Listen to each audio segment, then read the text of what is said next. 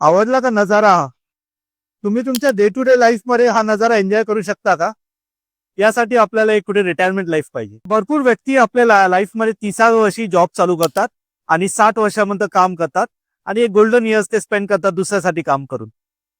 Welcome to our series of retirement planning with अथाती. मी या सिरीज मध्ये तुम्हाला सांगतो की तुम्ही 30 वर्षाला तुमचं जॉब चालू करताय, त्याचबरोबर तुम्ही जसं SIP चालू करणार, एक सेव्हिंग चालू करणार, तर तुम्ही 45व्या वर्षी तुमचं एक फायनान्शियल फ्रीडम घेऊ शकतात. हे असं फ्रीडम असेल की ज्यासाठी तुम्ही पैशांसाठी काम नाही करत आहे.